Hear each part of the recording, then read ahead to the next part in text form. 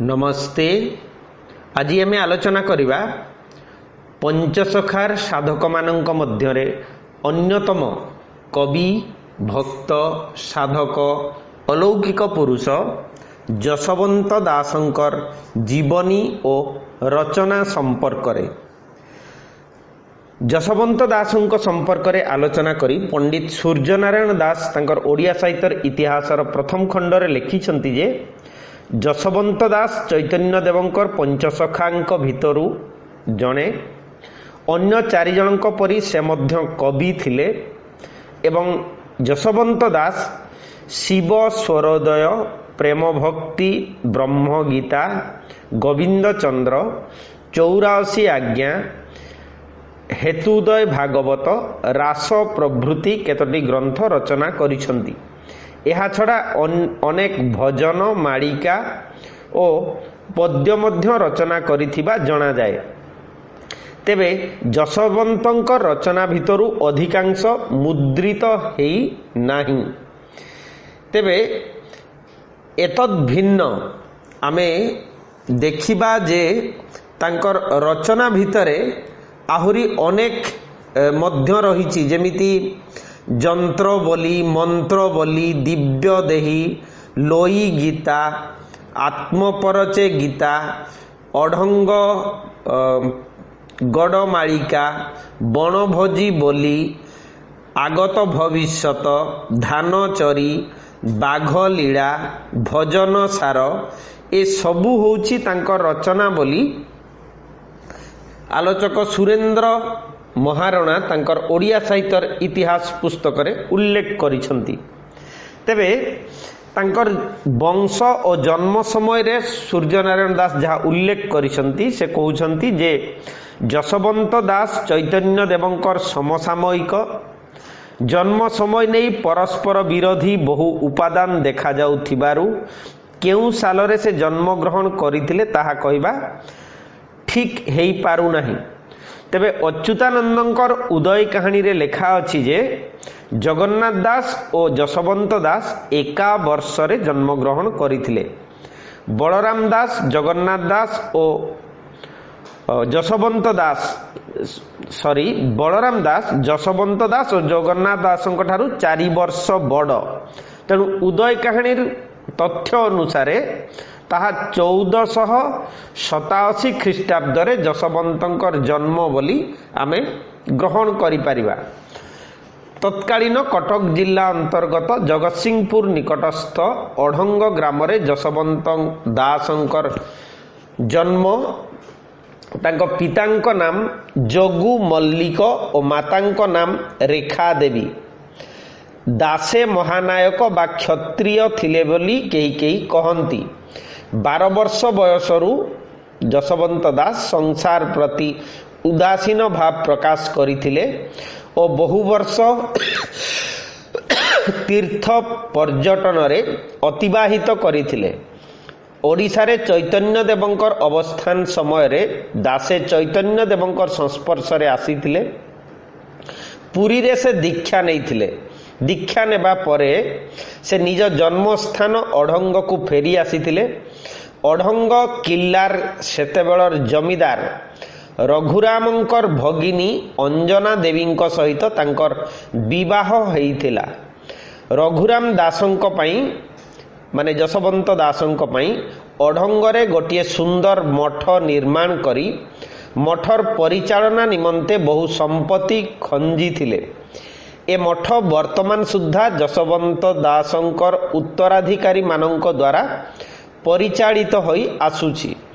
ओडिशार विभिन्न प्रांतरे जशवंत दासंकर 750 शिष्य थिले बोली पंडित सूर्यनारायण दास उल्लेख करिसंती।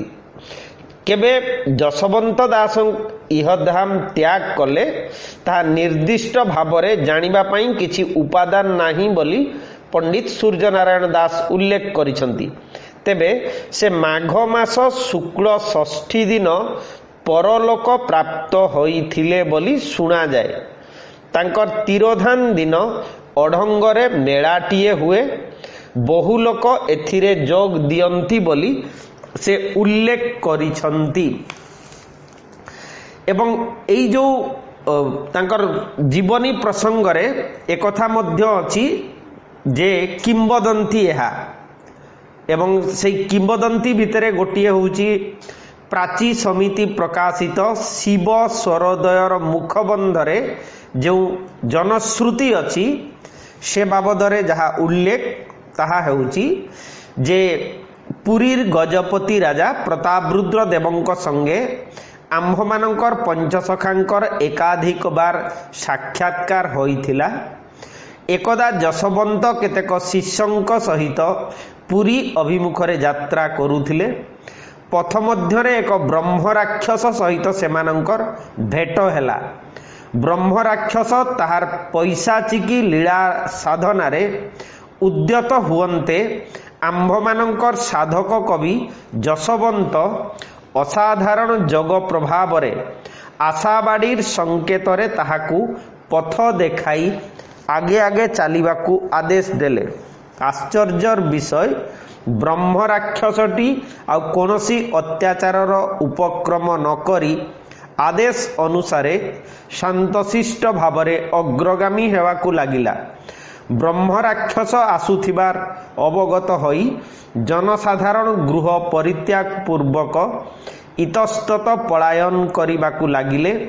अल्प काल मध्यरे ए संवाद जनमुखरे चतुर्दिगरे प्रचारित हेगला एवं राजा प्रतापरुद्र देवंकर कर्णगोचर हेला।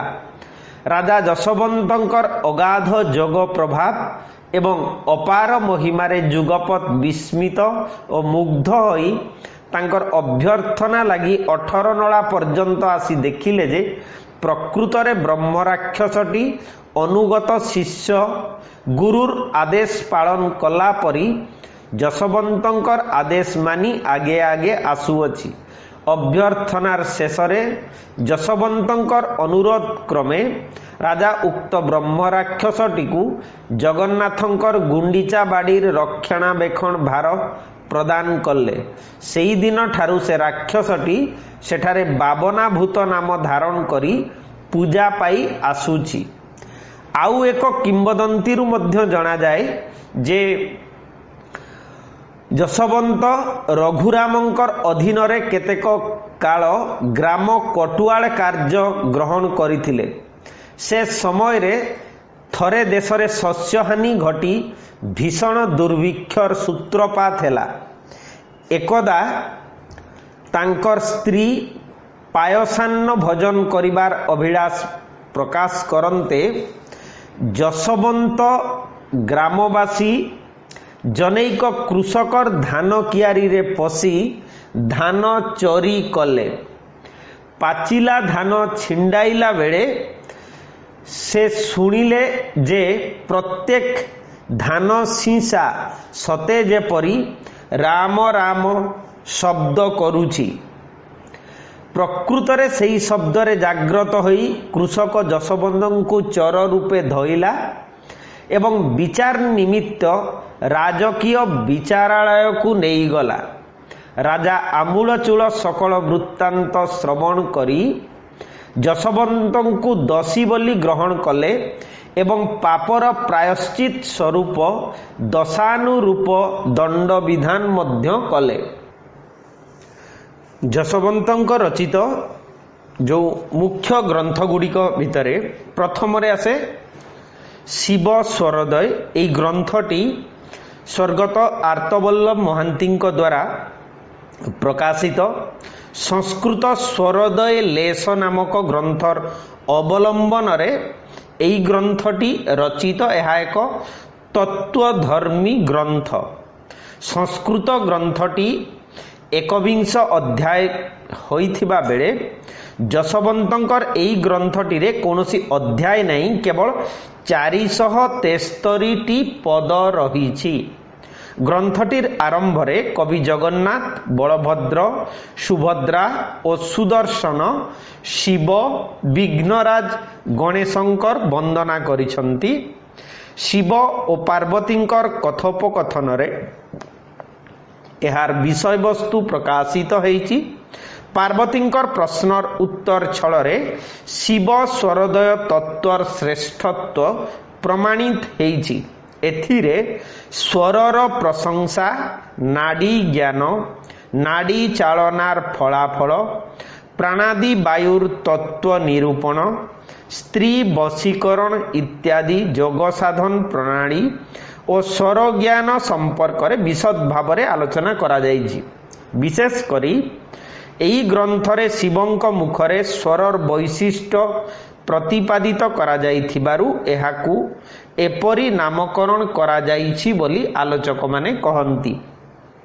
स्वर साधना बा वायु साधना उत्कलीय वैष्णव धर्मर योग साधना बा काया साधना को बुझाए। एही साधना रे सिद्धि लाभ कले साधक ज्योतिरानंदंकर दर्शन लाभ करिथाए। कविंकर वर्णना रे पद्मासने बसी करी मन थय करी, पवन साधन रे सुनतु सुंदरी, पवन उजाणी धरी निज शक्ति बळे, थकाओ ए ब्रह्मरंध्रे इंद्रिय निश्चले, ब्रह्मरंध्रे स्वरे स्वरे सुषुम्ना प्रकाश, आकाश जे शून्य हेबे इंद्रिय विशेष, ब्रह्मर दर्शन प्राप्ति ए मार्ग साधने, ज्योतिरानंद आनंदे मिलंती दर्शने। एही क्रमरे पार्वतींकर जिज्ञासित प्रशंसा गुड़िक परम गुप्त एवं उत्तम ज्ञान बोली शिव कहिसंती। तांको मतरे ए ज्ञानर अवस्थिति एई देह मध्यरे, ए ज्ञान जे जणे वास्तव, ए ज्ञान जिए जाने से वास्तव रे सर्वज्ञ। ए देह मध्यरे 10 नाड़ीर अवस्थिति एही प्रकार रे रहिछि जहा उल्लेख करिसंती शिव। एही 10 नाड़ी देह मध्य व्यवस्थित, इयणा जे बाम भागे चंद्रमा कथित, पियणा जे दक्ष भावे सूर्य से विदित, आहुरी कहिबा सुषुम्नार चरित। ग्रंथटिर शेष भागरे तत्वज्ञ पुरुष जशवंत नीलाद्रि बिहारी प्रभु श्री जगन्नाथंकर वंदना करिसंती। आश्रय कला जनंकु नियमी कष्ट तारी, अभक्त जनरे दया अन्न वस्त्र करी, एवं भूत जेउ प्रभु तांक पंचभूत, एक भूत सखा जे अटई जशवंत। एई ग्रंथटिरे शिव स्वरदय ग्रंथटिरे मुख्यतः उत्कलीय वैष्णव धर्मर एक तथ्याधारी ग्रंथ हिसाब रे ग्रहण करा जाए। तांकर अन्य एक रचना हेउची प्रेम भक्ति ब्रह्म गीता। एई ग्रंथटी मध्य प्राची समिति द्वारा संपादित हेई प्रकाशित हेइची, जहार श्रेय जाए आर्तवल्लभ महांती को। एथिरे 5 गोटी अध्याय रहिछि। एहा एक क्षुद्र रचना हेले मध्य तहिरे ओडिसी वैष्णव धर्मर विभिन्न तत्वर अवतारणा करा जाइछि। ग्रंथटी रचित होइछि सरल नवाक्षरी वृत्तरे। एथिरे कवि संपूर्ण ज्ञान मिश्रा भक्ति तत्व विषय रे वर्णना करिथिले हैं। तार केतेक शेष स्थल रे विशेष भाव रे प्रेम भक्ति तत्वर अवतारणा करा जाइछि। अर्थात आलोच्य ग्रंथटी होउछि उभय भक्ति मतवादर एक मधुर समन्वय साधिका ग्रंथ। ग्रंथटिर आरंभ रे कवि जगन्नाथ शिव सरस्वती और गणपति को वंदना करिसंती। तापरे व्यासदेव को प्रणाम जणाई विषय वस्तुर उपस्थापना करिसंती। एहा परे सृष्टिर प्रथम उपक्रमर विवरणी प्रदान करा जाइछि। प्रथमे भगवान सृष्टि करिवार इच्छा पोषण करी महाशून्य रे सृष्टि कले ऊर्म धूर्म ज्योति ज्वाला और बिंदु। एगुड़िक होची 5 कला। एही 5 कला अनंत जलार्णवरे पड़िबा फलरे सेथिरु सृष्टि हेले जोगमाया, जाहाकू आदि शक्ति बा आद्या शक्ति बा अर्धमात्रा कुहा जाए। एथिरु उत्पत्ति हेले काल पुरुष। एहा परे वज्र कीड़ा बा ज्योतिर्लिंगर सृष्टि। एथिरु जन्म हेले आदि प्रकृति और आदि पुरुष। जोगमायांक अंगरु जात ओंकार। एहार उपरी भाग हेउची ବଜ୍ରକୀଡ଼ା। ଦ୍ୱିତୀୟ ଅଧ୍ୟାୟରେ ରାଧାକୃଷ୍ଣଙ୍କର ଜନ୍ମ, ସେମାନଙ୍କର ଯୁଗଳ ମୂରତି ରୂପ ଓ ନିତ୍ୟ ରାସ ସମ୍ପର୍କୀୟ ଆଖ୍ୟାନ ପ୍ରଦାନ କରାଯାଇଛି। ଏହି କ୍ରମରେ କୁହାଯାଇଛି, ଭଗବାନ ନିଜ ପ୍ରକୃତି ରୂପିଣୀ ଯୋଗମାୟାଙ୍କ ଠାରେ ନିଜ କଳା ପ୍ରବେଶ କରାଇ ଜୀବ ଓ ପରମ ରୂପ ଧାରଣ କଲେ। ସର୍ବଦା ନିତ୍ୟ ରାଧାକୃଷ୍ଣ ଲୀଳା ଚାଲିଛି। ଏଥିରେ ରାଧାଙ୍କୁ ଲୀଳାକନ୍ୟା ଅର୍ଥାତ୍ ଲୀଳାମୟୀ ଭାବରେ ଗ୍ରହଣ କରାଯାଇଛି। ତୃତୀୟ ଅଧ୍ୟାୟରେ ନିତ୍ୟ ସ୍ଥଳରେ ଜୀବ ଓ ପରମର ନିରନ୍ତର ଲୀଳାବିହାର ସମ୍ପର୍କିତ ବିବରଣୀ ଅଛି। ସାଧକ ହେଉଛି ଜୀବ ରୂପୀ ଶ୍ରୀରାଧା। ସେ ରାଧା ଭାବରେ ପରମ ରୂପୀ ନିତ୍ୟ କୃଷ୍ଣଙ୍କୁ ପାଇବା ପାଇଁ ସତତ ଚେଷ୍ଟିତା। କବିଙ୍କର ଭାଷାରେ ପୁରୁଷ ଅଙ୍ଗ ନାହିଁ ଯହିଁ ଏକ ପୁରୁଷ ଭାବଗ୍ରାହୀ, ଯେ ତାଙ୍କୁ ପ୍ରେମ ଭକ୍ତି କରେ ଶରୀର ବହି ଏ ସଂସାରେ, ପ୍ରେମ ଭକତି ଯେ କରଇ ସେ ପ୍ରାଣୀ ନିତ୍ୟରେ ବସଇ। ଚତୁର୍ଥ ଅଧ୍ୟାୟରେ କବି ଶରୀର ମଧ୍ୟରେ ସପ୍ତାବରଣ ତତ୍ତ୍ୱ ବୁଝାଇଛନ୍ତି। ଏହି ସପ୍ତାବରଣ ନିତ୍ୟସ୍ଥଳର ଚାରି ପାଖରେ ଥିବା 7ଟି ବେଢ଼। ପ୍ରଥମା ବରଣରେ ଗୋପୀ, ଦ୍ୱିତୀୟ ବରଣରେ ସୁଦାମାଦି ଗୋପାଳ ବୃନ୍ଦ, ତୃତୀୟ ବରଣରେ ଗୋପାଳ ଓ ଗୋପୀଗଣ, ଚତୁର୍ଥ ବରଣରେ ଗୋପୀ ଓ ଧେନୁ ବୃନ୍ଦ, ପଞ୍ଚମା ବରଣରେ ପାରିଜାତ ବୃକ୍ଷ, ମୂଳରେ ବାସୁଦେବାଦି ଦେବତା, ଷଷ୍ଠ ଆବରଣରେ ସିଦ୍ଧ ଗନ୍ଧର୍ବ ଓ ସପ୍ତମ ଆବରଣରେ ଅଛନ୍ତି ଚତୁର୍ଭୁଜ ବିଷ୍ଣୁ ଆଦି ସକଳ ଦେବଗଣ। ପଞ୍ଚମ ଅଧ୍ୟାୟରେ କବି ରତ୍ନ ସିଂହାସନ, ଜଗମୋହନର ଚାରିଦ୍ୱାର, କଳା ପାବଚ୍ଛ, ଅରଗଳି, ବିଜୟ ଦ୍ୱାର, ଗରୁଡ଼ ସ୍ତମ୍ଭ ଏବଂ ବେଢ଼ା ମଧ୍ୟରେ ଥିବା ରସଘର, ବାଟମଙ୍ଗଳା, ରୋହିଣୀ କୁଣ୍ଡ, ସୁନାକୂପ, ମୁକ୍ତିମଣ୍ଡପ ଓ ସିଂହଦ୍ୱାର ପ୍ରଭୃତି ସମ୍ବନ୍ଧରେ ତାତ୍ତ୍ୱିକ ବର୍ଣ୍ଣନାମାନ କରିଛନ୍ତି। ଶେଷରେ କବି ଶ୍ରୀକ୍ଷେତ୍ରକୁ ବିଶ୍ୱର ଶ୍ରେଷ୍ଠ ତୀର୍ଥ ଓ ଭୂସ୍ୱର୍ଗ ଭାବରେ ପ୍ରମାଣିତ କରିଛନ୍ତି। କବିଙ୍କର ଅନ୍ୟ ଏକ ବହୁ ଜନପ୍ରିୟ ରଚନା ଭିତରେ ଏକ ରଚନା ହେଉଛି ଗୋବିନ୍ଦ ଚନ୍ଦ୍ର। ଏହି ଗ୍ରନ୍ଥଟି ମଧୁର ସ୍ୱରରେ ଯୋଗୀମାନେ ଗାଇ ଗାଇ ଦ୍ୱାର ଦ୍ୱାର ବୁଲି ଭିକ୍ଷା କରିଥାନ୍ତି। ତେବେ ଏ ଗ୍ରନ୍ଥରେ ବଙ୍ଗଦେଶର ରାଜା ଗୋବିନ୍ଦ ଚନ୍ଦ୍ର କିପରି ସର୍ବସ୍ୱ ତ୍ୟାଗ କରି ହାଡ଼ିପାଙ୍କ ଠାରୁ ଦୀକ୍ଷା ନେଇ ସିଦ୍ଧେଶ୍ୱର ଓ ଅଜାମର ହୋଇଥିଲେ ତାହା ବର୍ଣ୍ଣିତ ହୋଇଛି। ଏହାର ଆଖ୍ୟାନ ଭାଗଟି ହେଉଛି, ମାତା ମୁକ୍ତା ଦେବୀଙ୍କର ଉପଦେଶ କ୍ରମେ ଗୋବିନ୍ଦ ଚନ୍ଦ୍ର ମହାଯୋଗୀ ହାଡ଼ିପାଙ୍କ ଶିଷ୍ୟତ୍ୱ ଗ୍ରହଣ କରିଥିଲେ। ହାଡ଼ିପା ସେତେବେଳକୁ ପୂର୍ବ ସାପ ବସରୁ ରାଜନବରରେ ମେହେନ୍ତର କାମ କରୁଥିଲେ।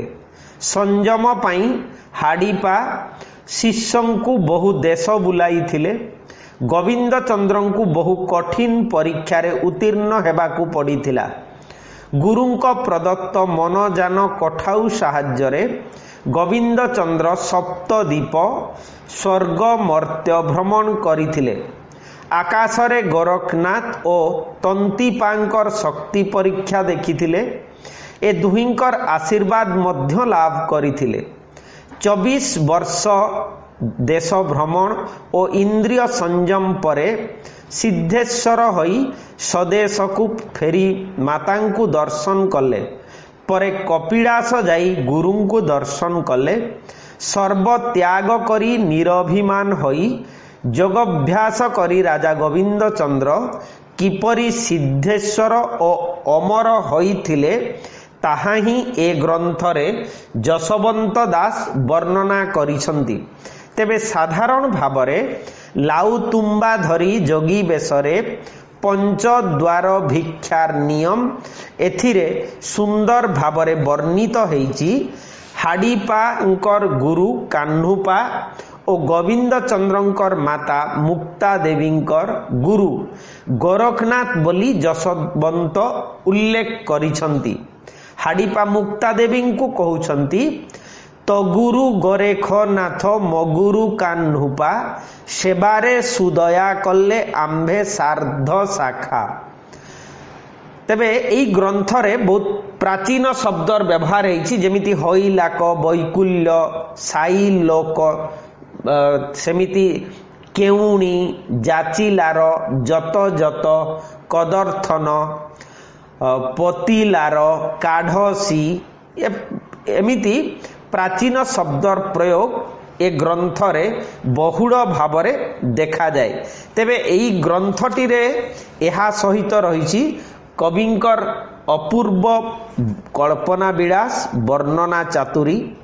एथिरे राजप्रासाद और राज ऐश्वर्यर वर्णना क्रमरे कवि उल्लेख करिसंती चंद्रशाला पुरे दिव्य मंदिर उपमा अष्टरत्न मिसाई गढ़िला विश्वकर्मा कूप तड़ाग अनेक बांफी सरोवर गभीर सुस्वादु जल अति परिमल मेला कोठा घर मान अति वितपन शये बखरारे पोषा पक्षीगण मान।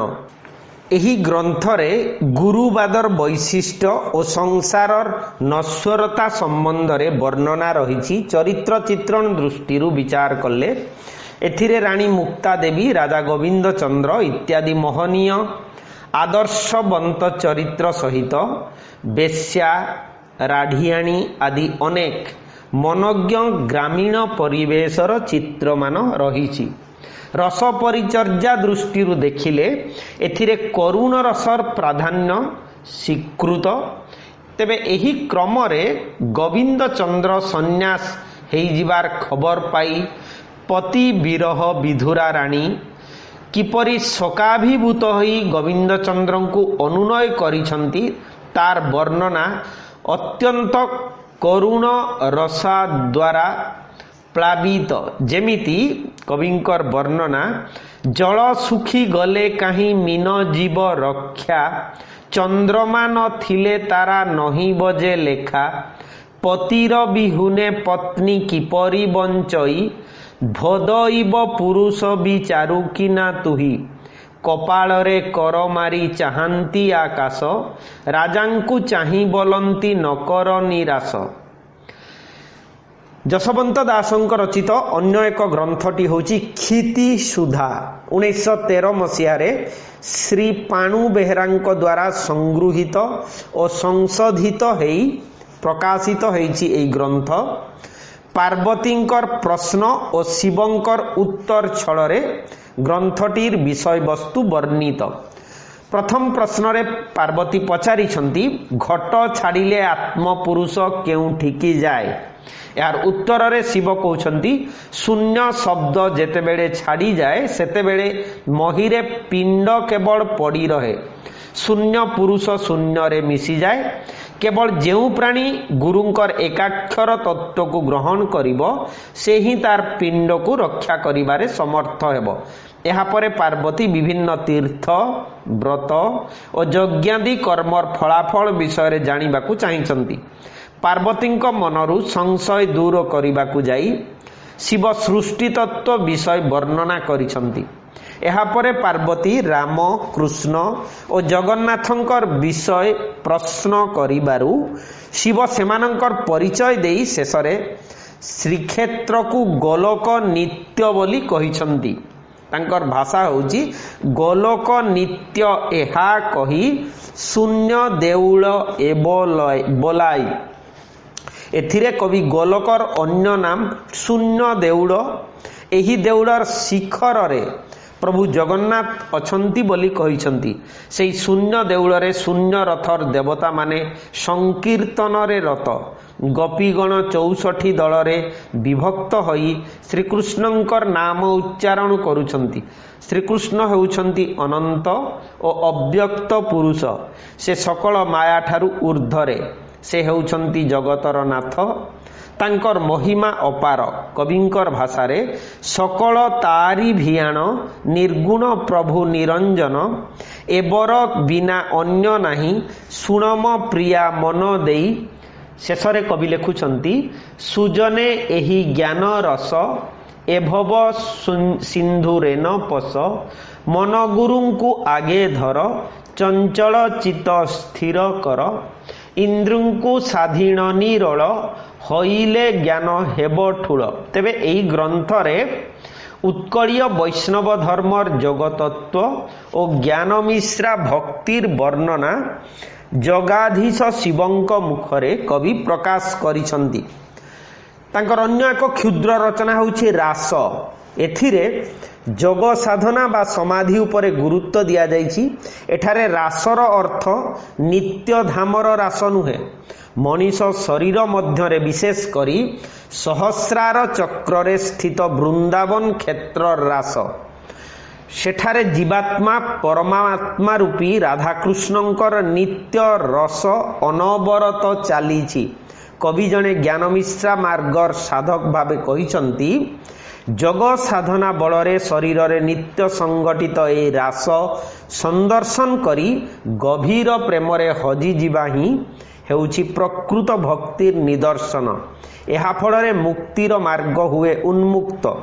एहा छड़ा कवि नित्य रासस्थलीर राधा कृष्ण इत्यादिंकर परिचय प्रदान प्रसंगरे जगन्नाथ बलभद्र सुभद्रा आदिंकर ज्ञानमिश्रा भक्तिर उपासक भावरे परिकल्पना करिसंती।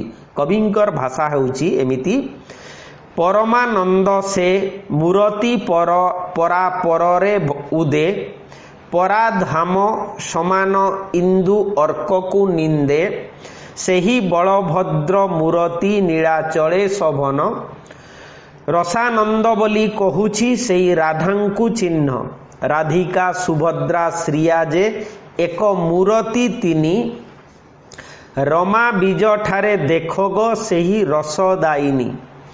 पद्मवन रास 6ठ अध्याय रे एई कथा कवि वर्णना करिसंती एवं एई ग्रंथ रे कवि चंद्रावली मुखरे उत्कलीय वैष्णव धर्मर काया साधना बा जगमार्ग संबंध रे मध्य वर्णना करिसंती। शेषरे कवि प्रमाण करिसंती श्रीराधा और श्रीकृष्ण उनकर मिलित रूप हेउचंती श्री जगन्नाथ। एई ग्रंथटी जदियो तात्विकतारे शीर्षतम स्थान को जाइछे तथापि तार सर्वजनबद्ध क्षमता को हराई बसीची। तेबे यार छत्रे छत्रे रहिछि कविंकर असाधारण कवित्व और ज्ञानमिश्रा भक्तिर एक मधुर समन्वय सहित भक्ति भावर महामिलन घटिछि। कविंकर अन्य एक रचना होउछि अढ़ंगगढ़ मालिका 5टी अध्याय रे रचित ए ग्रंथ बलराम और गरुड़ंकर प्रश्न उत्तर छଳରେ एहार विषय वस्तुर अवतारणा करा जाइछि। ग्रंथर आरंभ रे कवि श्री जगन्नाथंकर वंदना करिसंती। बलरामंक मुहरे आगत भविष्यत कथा वर्णना करा जाइछि। पृथ्वीर पाप भरा बढ़िबा संगे संगे भगवान अवतार ग्रहण करी पापी मानंकु विनाश करिवे और भक्त मानंकु उद्धार करिवे। धर्मर पुनः प्रतिष्ठा निमंते भगवान अवतार ग्रहण करिवे। कविंकर वर्णना हेउछि एही प्रकार रे महाघर अनर्थ जे हईब संसार तेतिकी बेलरे तथ्य करिथिबु बर केही जे काहारी आउ नही बेटी मही अरजिला धन परा नेउथिबे बही। এই গ্রন্থটির শেষ ভাগরে কবিঙ্কর ভবিষ্যৎবাণী যাহা বলরামঙ্কর বচনীরে প্রকাশ পাইছি তাহা হেউছি বিনাশিবু আম্ভে খণ্ডা ধরিবেনি কর বিজ্ঞান উদ্ভব অস্ত্র কি করিব ছার বেনি ভাই কলা ধলা ঘোড়ারে চঢ়িণ যুদ্ধরে বাহার হই করিবুটি হাণ। एही विश्वास आजी मध्य आमर धर्म प्राण जनता मध्यरे एक गभीर विश्वास बोध रो आस्तरण टीए सृष्टि करिबारे समर्थ हेइछि। जशवंत दासंकर आउ एक ग्रंथ 84 आज्ञा से बाबदरे मध्य आलोचना हुए एवं ताहाकू ओडिशार धर्मर इतिहास रे କୁହାଯାଇଛି ଏକ ବିଶେଷ ପୁସ୍ତକ, କାରଣ 84 ପଦର ବିଶେଷ ମାହାତ୍ମ୍ୟ ରହିଛି। ଉତ୍କଳରେ ଗଙ୍ଗ ରାଜତ୍ୱ ପୂର୍ବରୁ 84 ଜଣ ବୌଦ୍ଧ ସିଦ୍ଧାଚାର୍ଯ୍ୟ ବିଶେଷ ଖ୍ୟାତି ଅର୍ଜନ କରିଥିବା ଡକ୍ଟର ଶ୍ରୀ ନବୀନ କୁମାର ସାହୁଙ୍କର ଇଂରାଜୀ ଭାଷାରେ ଲିଖିତ ବୌଦ୍ଧ ଧର୍ମର ଇତିହାସ ପୁସ୍ତକ ଜଣେ, ସେ ବହିର ନାମ ହେଉଛି ବୁଦ୍ଧିଜିମ୍ ଓ ଇନ୍ ଓଡ଼ିଶା। ଏ ଭାଷାରେ ଅନୁଦିତ 84 ସିଦ୍ଧ ପ୍ରବୃତ୍ତି ନାମକ ଗ୍ରନ୍ଥରେ 84 ଜଣ ସିଦ୍ଧଙ୍କର ଜୀବନ ଚରିତ ବର୍ଣ୍ଣିତ ହୋଇଛି। ମାଦ୍ରାପାଞ୍ଜିର ବର୍ଣ୍ଣନା ଅନୁସାରେ ରାଜ ଦେବଙ୍କର ରାଜତ୍ୱ କାଳ ପର୍ଯ୍ୟନ୍ତ ଅର୍ଥାତ୍ 1170 ରୁ 1190 ଖ୍ରୀଷ୍ଟାବ୍ଦ ସିଦ୍ଧ ବୌଦ୍ଧମାନେ ଧଉଳି ପାହାଡ଼,